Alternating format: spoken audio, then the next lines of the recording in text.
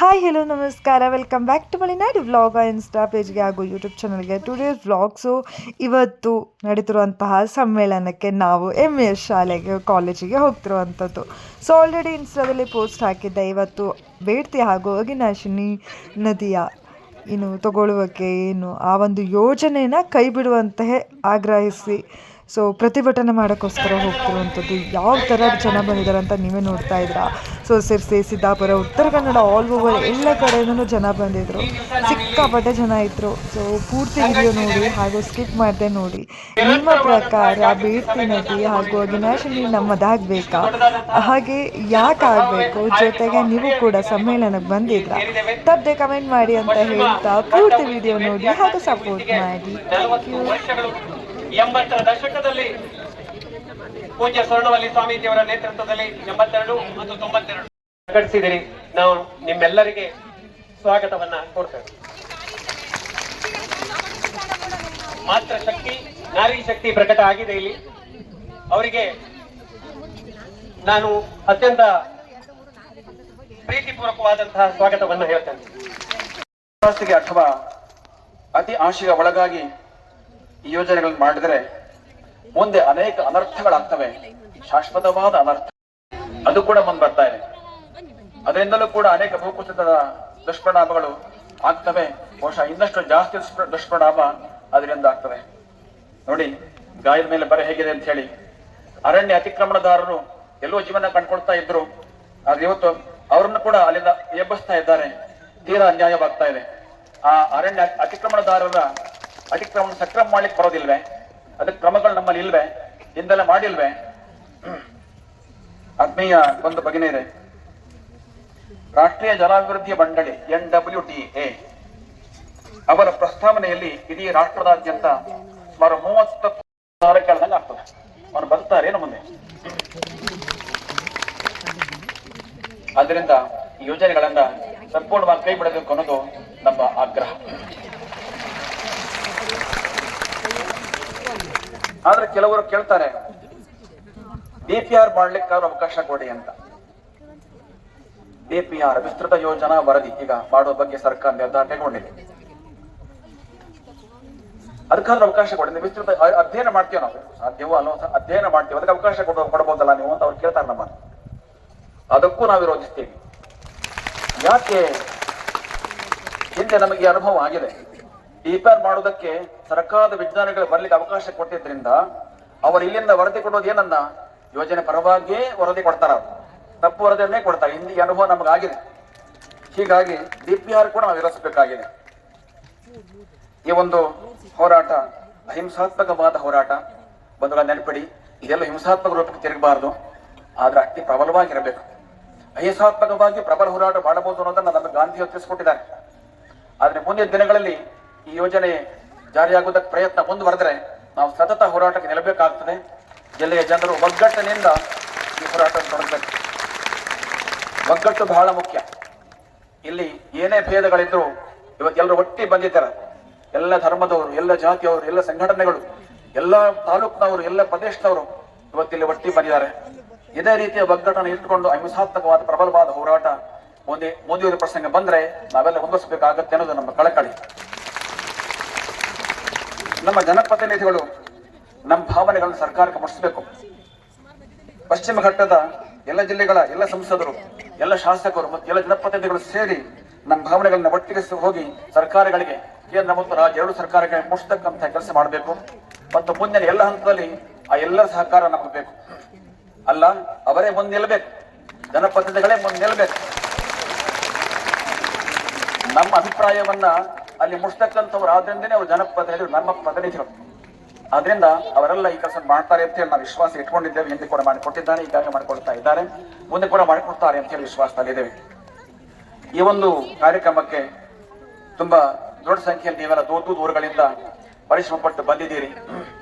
ಹಾಗೆ ವೇದಿಕೆ ಮೇಲೆ ಶ್ರೀಮದ್ ಮಾಧವಾನಂದ ಭಾರತೀಯ ಮಹಾಸ್ವಾಮಿಗಳು, ಶ್ರೀಮದ್ ನೆಲವ ಮಠ ಅವರು ಈ ಯೋಜನೆಯ ವಿರುದ್ಧವಾಗಿ ಅನೇಕ ದಿನಗಳಿಂದ ಬೇರೆ ರೀತಿಯ ಪ್ರಯಾಸ ತೊಡ್ಕೊಂಡೇ ಇದ್ದಾರೆ. ಅವರನ್ನು ನಾವು ಸಮಿತಿಯಲ್ಲಿ ಕೂಡ ಹಾಕೊಂಡಿದ್ದೇವೆ. ಅವರು ಇವತ್ತು ಉಪಸ್ಥಿತರಿದ್ದಾರೆ. ಹಾಗೆ ಸ್ವಾಮಿ ದಿಗಂಬರ ಜೈನ ಮಠದ ಶ್ರೀ ಭಟ್ಟಾಕಲಂಕ ಭಟ್ಟಾರಕ ಭಟ್ಟಾಚಾರ್ಯ ವರ್ಯ ಮಹಾಸ್ವಾಮಿಗಳು ಆಗಮಿಸಿದ್ದಾರೆ. ಯುವ ಯತಿಗಳು ಅವರ ಹಿಂದಿನ ಯತಿಗಳು ಈ ಹೋರಾಟದಲ್ಲಿ ನಮ್ಮ ಜೊತೆ ಪಾದಯಾತ್ರೆ ಬಂದಿದ್ರು. ಇವತ್ತು ಅದನ್ನು ನವೀಕರಿಸ್ತಾ ಇದ್ದಾರೆ ಅವರು. ಹಸಿರೇ ಉಸಿರು, ಹಸಿರೇ ಉಸಿರು, ಹಸಿರೇ ಉಸಿರು. ಧನ್ಯವಾದ. ಇದೀಗ ಕಾರ್ಯಕ್ರಮದ ಉದ್ಘಾಟನೆ ದೀಪ ಬೆಳಗಿಸುವ ಮೂಲಕ ಹಾಗೂ ಗಿಡಗಳಿಗೆ ನೀರು ಎರೆಯುವ ಮೂಲಕ. ತಾವೇ ಪ್ರಜ್ವಲಿಸುವ ಜ್ಯೋತಿಯಾಗಿರುವ ಪರಮ ಪೂಜ್ಯ ಶ್ರೀಗಳಿಂದ ಹಾಗೂ ಸಮಾಜದಲ್ಲಿ ಬೆಂಕಿ ಬೀಳದಂತೆ ಕಾವಲಿರುವ ಜನಪ್ರತಿನಿಧಿಗಳಿಂದ ಈಗ ದೀಪ ಪ್ರಜ್ವಾಲನೆ.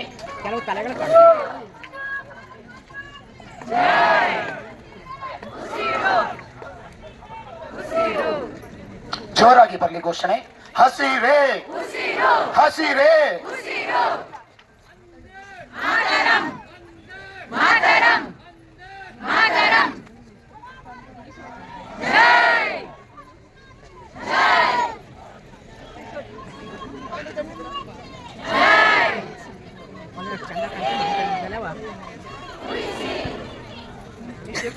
ಸರ್ವರಿಗೂ ಧನ್ಯವಾದವನ್ನು ಸಲ್ಲಿಸುತ್ತ ಆಹ್ವಾನಿಸಿದ ಹಲವು ಗಣ್ಯಮಾನ್ಯರು ಅತ್ಯಂತ ಅನಿವಾರ್ಯ ಕಾರಣಗಳಿಂದ ಬರಲಾಗಲಿಲ್ಲ.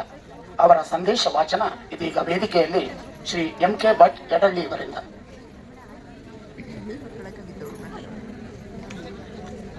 ವೇದಿಕೆಯ ಮೇಲೆ ಹರಿಯುವ ನದಿಯನ್ನು ತಡೆದರೆ, ಬೀಸುವ ಗಾಳಿಯನ್ನು ತಡೆದರೆ ಅದು ಅಧರ್ಮ ಅಂತ ಕರೆಸಿಕೊಳ್ಳುತ್ತದೆ.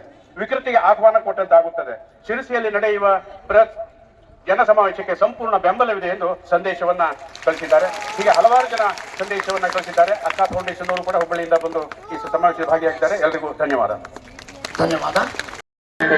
ನಿರ್ಧಾರ ಕೈಗೊಳ್ಳಲಿ ಎಂದು ಆಗ್ರಹಿಸುತ್ತೇನೆ. ನಿಮ್ಮ ಹೋರಾಟಕ್ಕೆ ಜಯವಾಗಲಿ. ನ್ಯಾಷನಲ್ ವಾಟರ್ ಡೆವಲಪ್ಮೆಂಟ್ ಏಜೆನ್ಸಿ ಅಂತಕ್ಕಂಥ ಒಂದು ಕೇಂದ್ರ ಸರ್ಕಾರದ ಸಂಸ್ಥೆ ಇದನ್ನ ಮುಂದಿಟ್ಟಿದೆ. ಇದರ ಪ್ರಮುಖವಾದಂತ ಕಾರ್ಯಕ್ರಮಗಳನ್ನು ಮಾತ್ರ ನಿಮ್ಮ ಮುಂದೆ ಹೇಳ್ತೀನಿ. ಮೊದಲನೇದು 36 ಮೇಜರ್ ಡ್ಯಾಮ್ಗಳನ್ನ ಕಟ್ತಕ್ಕಂಥದ್ದು. ಈ 5,300 ಸಾಲದು ಅಂತ ಹೇಳಿ 36 ಮೇಜರ್ ಡ್ಯಾಮ್ಗಳನ್ನ ಕಟ್ತಕ್ಕಂಥದ್ದು. 12,500 ಕಿಲೋಮೀಟರ್ ಉದ್ದದ ಕಾಲುವೆಯ ಜಾಲವನ್ನ ಕಟ್ತಕ್ಕಂಥದ್ದು. 94 ಕಿಲೋಮೀಟರ್ ಸುರಂಗ ಮಾರ್ಗಗಳನ್ನ ಕಟ್ತಕ್ಕಂಥದ್ದು.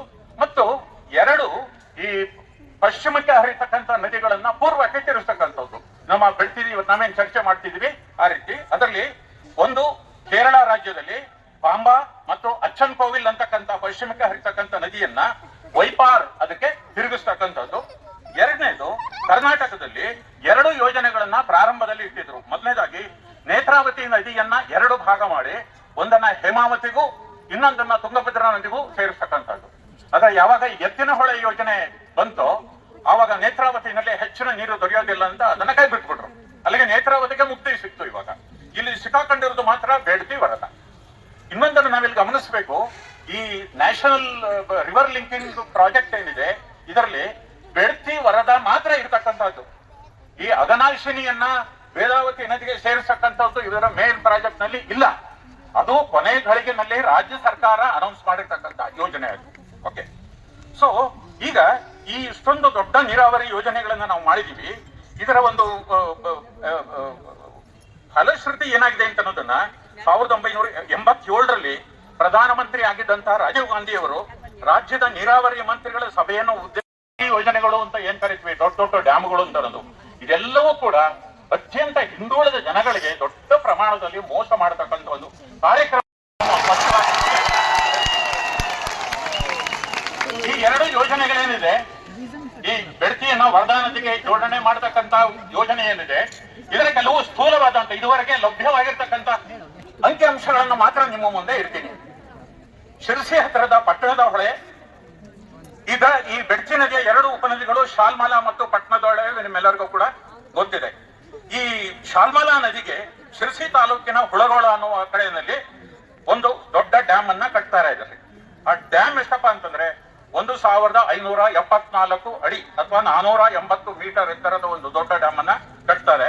ಇದರಿಂದ ಈಗ ಅವರು ಹೇಳಿರೋ ಪ್ರಕಾರ 642 ಹೆಕ್ಟೇರ್ ಅರಣ್ಯ ಭೂಮಿ ನಾಶವಾಗುತ್ತೆ, 106 ಹೆಕ್ಟೇರ್ ಕೃಷಿ ಭೂಮಿ ಮುಳುಗೋಗುತ್ತೆ, 72 ಹೆಕ್ಟೇರ್ ಕಾಮನ್ ಲ್ಯಾಂಡ್ ಊರೊಟ್ಟಿನ ಭೂಮಿ ಕರಿತೀವಲ್ಲ, ಗೋಮಾಳ ಇತ್ಯಾದಿ, ಅವು ಸಂಪೂರ್ಣವಾಗಿ ಮುಳುಗೋಗುತ್ತೆ. 967 ಕುಟುಂಬಗಳು ಸಂಪೂರ್ಣವಾಗಿ ಅವರು ನಿರಾಶ್ರಿತರ ಈ 6 ಕೋಟಿ ಜನಗಳಿಗೆ ಇವರು ಸೇರ್ಕೋತಾರೆ. 967 ಕುಟುಂಬಗಳು. ಈ ಡ್ಯಾಮ್ ನಲ್ಲಿ ಸಂಗ್ರಹವಾದ ನೀರನ್ನ 14.8 ಕಿಲೋಮೀಟರ್ ಉದ್ದದ 50 ಮೀಟರ್ ಅಗಲದ ನಾಲೆಯ ಮೂಲಕ ವರದಾ ನದಿ ನೀರನ್ನ ಸಾಗಿಸ್ತೀವಿ. ವರದಾ ನದಿ ತುಂಗಭದ್ರಾ ನದಿಗೆ ಉಪನದಿಯಾದ್ದರಿಂದ ಕೊನೆಯಲ್ಲಿ ಇದು ತುಂಗಭದ್ರಾ ನದಿಗೆ ಸೇರಿ ಅದು ರಾಯಚೂರು ಈ ಕಡೆ ಅವರಿಗೆ ನೀರಾವರಿಯನ್ನು ಕೊಡುತ್ತೆ ಅಂತ ಅನ್ನೋದನ್ನ ಹೇಳಿದ್ದಾರೆ. ಎರಡನೇದು ಸಾಲ್ಕಣಿ ಅಂತ ನಾವು ಕಡೆ ಇನ್ನು ಪಟ್ಟಣದ ಹಳ್ಳಕ್ಕೆ ಸಾಲ್ಕಣಿನ ಕಡೆ ಡ್ಯಾಮ್ ಅನ್ನ ಕಟ್ತಾರೆ. ಇದು 512.75 ಮೀಟರ್ ಎತ್ತರದ ಡ್ಯಾಮು ಅಥವಾ 1682 ಅಡಿ ಎತ್ತರದ ಡ್ಯಾಮ್ ಕಟ್ತಾರೆ. ಇಲ್ಲಿ 8.5 ಕಿಲೋಮೀಟರ್ ಉದ್ದದ ನಾಲೆ ಹುಳಗೋಳ ಜಲಾಶಯಕ್ಕೆ ಈ ನೀರನ್ನ ಸಾಗಿಸ್ತಾರೆ. ಹುಳಗೋಳ ಜಲಾಶಯದಿಂದ ಮುಂದಕ್ಕೆ ಅದು ಉತ್ತರ ರಾಯಚೂರು ಕಡೆಗೆ ಅದು ಹೋಗುತ್ತೆ. ಇದರಲ್ಲಿ ಮುಳುಗಡೆ ಆಗ್ತದೆ. ಸಾಲ್ಕಣಿ ಡ್ಯಾಮ್ ನಲ್ಲಿ ಮುಳುಗಡೆ ಆಗ್ತಂಥದ್ದು ಸರ್ಕಾರ ಕೊಟ್ಟಿರ್ತಕ್ಕಂಥ ಡೇಟಾ ಪ್ರಕಾರ 24 ಹೆಕ್ಟೇರ್ ಅಥವಾ 460 ಎಕರೆ ಭೂಮಿ ಅರಣ್ಯ ಕೃಷಿ ಭೂಮಿ, 154 ಹೆಕ್ಟೇರ್ ಅರಣ್ಯ ಭೂಮಿ ಅಥವಾ 385 ಎಕರೆ, ಊರೊಟ್ಟಿನ ಭೂಮಿ 16 ಹೆಕ್ಟೇರ್ ಅಥವಾ 40 ಎಕರೆ. ಒಟ್ಟು ಉತ್ತರ ಕನ್ನಡ ಇದು ಸಂಪೂರ್ಣವಾಗಿ ಪಶ್ಚಿಮ ಘಟ್ಟಗಳಿಂದಲೇ ಆವೃತವಾದಂತಹ ಭೂಮಿ. ಇಲ್ಲಿ ಒಂದೊಂದು ಮರ ಕಡಿದ್ರು ಅದು ಪಶ್ಚಿಮ ಘಟ್ಟವನ್ನು ನಾಶ ಮಾಡಿದ ಹಾಗೇನೆ. ಇಡೀ ದಕ್ಷಿಣ ತಗೊಂಡೋಗಿ ನಮ್ಮ ನದಿಯ ನೀರನ್ನ ನೀವು ಕದ್ಕೊಂಡು ಹೋಗೋದ್ರಿಂದ ಉತ್ತರ ಕನ್ನಡ ಜಿಲ್ಲೆಗೆ ಏನು ಉಪಯೋಗ? ಯಾವ್ದಾದ್ರೂ ಯೋಚನೆ ಮಾಡ್ಬೇಕಾದ್ರೆ ಆ ಸ್ಥಳೀಯ ಪ್ರದೇಶದ ಜನಗಳಿಗೆ ಉಪಯೋಗ ಆಗಬೇಕು. ಅದು ಮುಖ್ಯವಾದಂತ ಯೋಜನೆಯ ಒಂದು ಬೇಸಿಕ್ ಪ್ರಿನ್ಸಿಪಲ್. ಇಷ್ಟು ಯೋಜನೆಗಳನ್ನ ನಮ್ಮ ನದಿಗಳನ್ನೇ ಸಂಪೂರ್ಣವಾಗಿ ನೀವು ಎತ್ಕೊಂಡು ಹೋಗ್ತಾ ಇದ್ದಾರೆ, ಕಿಡ್ನಾಪ್ ಮಾಡ್ಕೊಂಡು ತಗೊಂಡು ಹೋಗ್ತಾ ಇದ್ದಾರೆ. ಉತ್ತರ ಕನ್ನಡದ ಜನಗಳಿಗೆ ಏನು ಉಪಯೋಗ? ಇದು ನಾವು ಕೇಳಬೇಕಾದಂತ ಮೊದಲನೇ ಪ್ರಶ್ನೆ ಸರ್ಕಾರಕ್ಕೆ. ಎರಡನೇದು, ಉತ್ತರ ಕನ್ನಡಕ್ಕೆ ನೀರಾವರಿಗೆ, ಕುಡಿಯುವ ನೀರಿಗೆ ಪರ್ಯಾಯವೇನು? ಏನು ಪರ್ಯಾಯ? ಅಥವಾ ಬೇರೆ ಬಯಲು ಸೀಮೆಯಿಂದ ಯಾವ್ದಾದ್ರು ನದಿಯನ್ನ ತಿರುಗಿಸಿ ಇಲ್ಲಿ ತಗೊಂಡ್ ಬರ್ತೀರಾ? ಅದ್ರದ್ದು ಏನೋ ಅವ್ರ ಮುಂದೆ ಇಲ್ಲ. ಬರೀ ನಿಮ್ಮ ನೀರನ್ನ ನಾವು ಹೊತ್ಕೊಂಡು ರಾಯಚೂರಿಗೆ ತಗೊಂಡು ಹೋಗ್ತೀವಿ ಅಂತಾರೆ ಹೊರತು ನಮಗೆ ನೀರನ್ನು ಕೊಡೋರು ಯಾರು? ನಾವು ಈ ರಾಜ್ಯದ ಪ್ರಜೆಗಳಲ್ವಾ? ಈ ದೇಶದ ಪ್ರಜೆಗಳಲ್ವಾ? ನಾವು ತೆರಿಗೆ ಕಟ್ಟೋದಿಲ್ವಾ? ಈ ನದಿಯನ್ನ ನಾವು ಇಷ್ಟು ವರ್ಷ ನಾವು ನಮ್ಮ ತಾಯಿಯ ತರ ನೋಡ್ಕೊಂಡಿಲ್ವಾ? ಇದನ್ನ ನೀವು ಕಿಡ್ನಾಪ್ ಮಾಡಿ ಯಾವ ಜನಗಳನ್ನು ಕೇಳಿದೆ, ಅಧ್ಯಯನ ಮಾಡದೆ, ನಿಮ್ಮ ಮೀನುಗಾರನ ಪ್ರಶ್ನೆ ಮಾಡದೆ ಎಲ್ಲದನ್ನು ಹೊತ್ಕೊಂಡು ಹೋಗ್ತಿರಲ್ಲ. ಉತ್ತರ ಕನ್ನಡದ ನೀರಾವರಿಗೆ, ಕುಡಿಯುವ ನೀರಿಗೆ ಪರ್ಯಾಯವೇನು? ಇದು ನಾವು ಸರ್ಕಾರಕ್ಕೆ ಕೇಳಬೇಕಾದಂತ ಪ್ರಶ್ನೆ.